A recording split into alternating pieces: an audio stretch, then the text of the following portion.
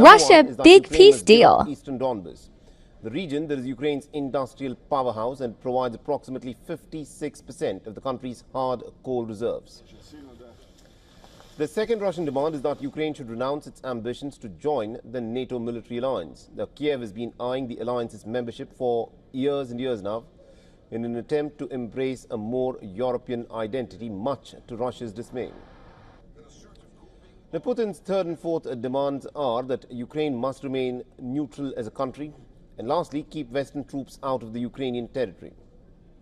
Reports suggest that Putin has softened his territorial conditions for peace with Ukraine. Last year in June, the Russian president had demanded that Kiev should cede the 4 provinces which Moscow claims is part of Russia: Donetsk and Luhansk in eastern Ukraine, which make up the Donbas region, plus Kherson and Zaporizhia in the south. In the latest development, Putin has reportedly retained the demands of Ukraine withdrawing from parts of the Donbas region that Moscow controls.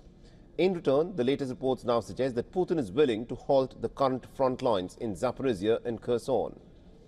Now, according to several US and independent analysts, it is estimated that Russia controls approximately 88% of the Donbas and 73% of Zaporizhia and Kherson.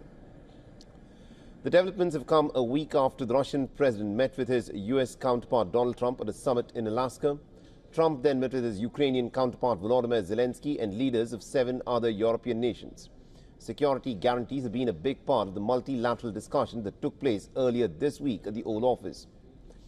However, 5 days since that meeting, there's been no clarity that has emerged on the nature of guarantees that will be given to Ukraine. What role will the United States play in it? And which other countries will be part of Ukraine's security agreement? The latest discussion on guarantees took place on Wednesday when defense chiefs of 32 NATO member states participated in an online meeting.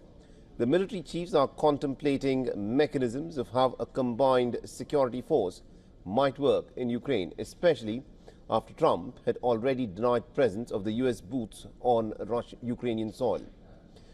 Now, amidst the flurry of Russia's foreign minister has said that any talks of security guarantees between the West and Ukraine is a plot that will fail for as long as it does not involve Moscow in the negotiations. The aim is to shift focus from elimination of the root causes of Ukrainian conflict and achieving of sustainable settlement to providing security guarantees for Ukraine without participation of the Russian Federation. This is so obvious to everyone that I do hope that this plot, this adventure,